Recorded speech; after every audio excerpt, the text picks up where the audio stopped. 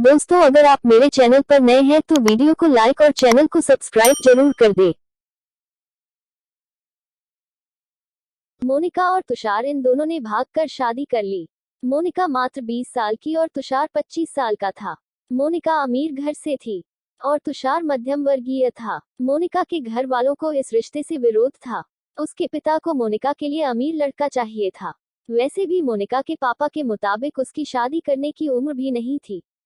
थोड़ी सी समझ आने पर वह तुषार को भूल जाएगी, ऐसा मोनिका के पिताजी को लगता था।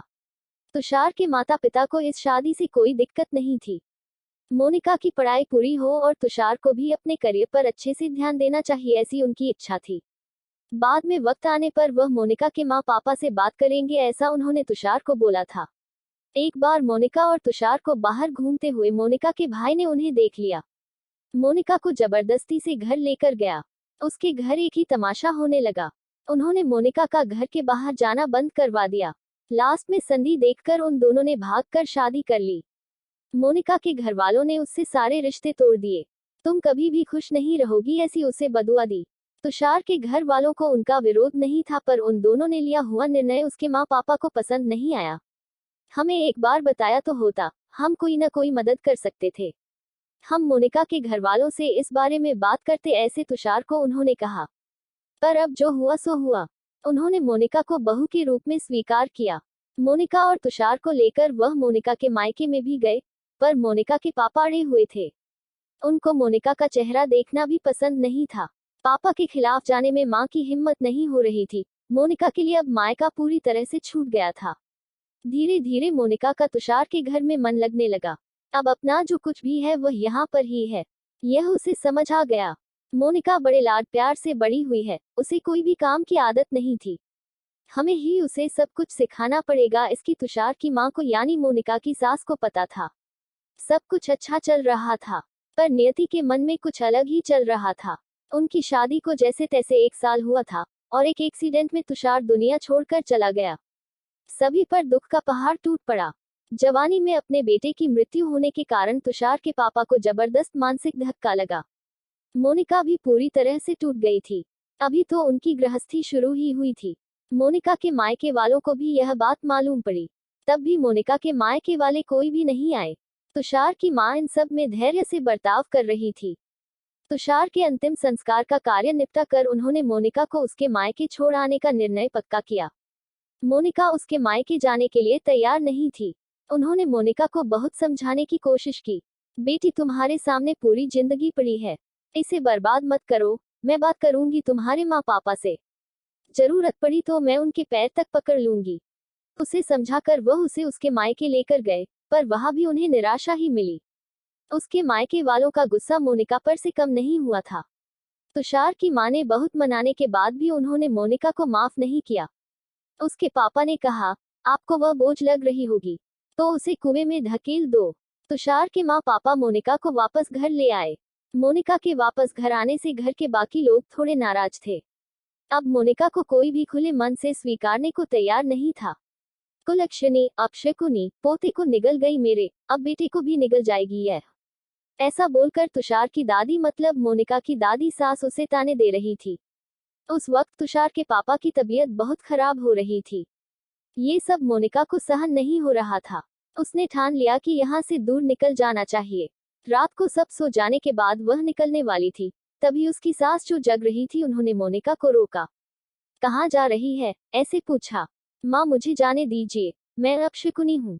मेरी ही वजह से ये सब हुआ। मैं तुषार की जिंदगी में आती नहीं तो, हमारी शादी नहीं हुई होती तो आज वह जिंदा होता, पापा की भी यह अवस्था होती नहीं। मुझे जाने दीजिए, मैं यहाँ नहीं रह सकती। वक्त आने पर आत्महत्या कर लूंगी, पर अब यहाँ नहीं रहूंगी। सच में मेरे यहाँ आने से इस घर की सारी खुशियाँ चली गई। मुझे कोई अधिकार नहीं है यहाँ रहने का। मोनिका रोते रोते सब बोल रही थी। उसकी सास ने उसे पहले शांत किया।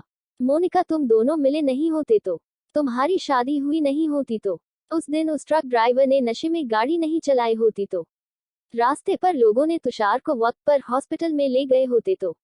बहुत तो है बेटा, और अब वक्त निकल गया है इन सब बातों का विचार करने का। तुषार तो मेरा बेटा था। मेरी क्या अवस्था हुई होगी इन सब में, एक बार भी विचार किया तुमने?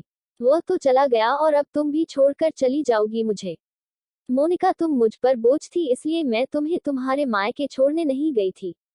तुम्हारे सामने पूरी जिंदगी है। किसी के चले जाने से हम जीना तो नहीं छोड़ सकते। यहाँ से ज्यादा तुम वहां पर खुश रहोगी, क्योंकि यहाँ तुषार की यादें तुम्हें हमेशा दुख देगी, ऐसे मैं सोचती थी। पर जाने दो, जो हुआ सो हुआ। अब तुम तुम्हारी पढ़ाई पूरी करोगी, मैं हूँ तुम्हारे साथ। और इनकी चिंता करने के लिए मैं हूँ ना। सिर्फ तुम्हारा साथ चाहिए मुझे बेटा। तुषार के जाने से हर कोई परेशान था। हर किसी का बोलने का तरीका अलग हो गया है। तुम्हारा दुख मैं अच्छे से समझ सकती हूँ। पर अब तुम्हें संभलना होगा। लोगों का बोलना नजरअंदाज करना होगा तुम्हें। मन लगाकर पढ़ाई करनी पड़ेगी। तुम कोई भी गलत फैसला नहीं लोगी। इसका मुझे वचन दो। मैंने मेरा जवान बेटा गवाया है और अब बेटी को नहीं खोना चाहती। सास की बातें सुनकर मोनिका को रोना आया। उसने सास को गले लगाया। माँ, मैं कहीं नहीं जाऊंगी आपको छोड़कर। आप जैसा बोलोगे वैसे ही मैं करूंगी। मोनिका की सास भी मन भर के रोई। आज पहली बार उनका दुख फूट फूट कर बाहर आया था। आगे मोनिका ने मन लगाकर पढ़ाई की। बहू नहीं, वह उस घर की बेटी बनी। बहुत सारे ताने, बुरी बातें सुने उसने। हर एक राह पर उसके सास उसके साथ थी। वो दोनों एक दूसरे की ताकत बनी। मोनिका आईएएस अधिकारी बनी। अब उसे दोष देने वाले लोगों का मुंह बंद हो गया। मोनिका के मायके के वालों को भी ये खबर पता चली। उसके पापा के सिवाय मायके के बाकी लोग उसे पूछने लगे थे। सास ने अच्छा जोड़ीदार चुनकर मोनिका की दूसरी शादी करवाई। शादी के बाद भी मोनिका अपनी इस मां को कभी नहीं भूली। शासकीय अंतिम काल में भी मोनिका रात दिन करके सेवा में हाजिर होती थी।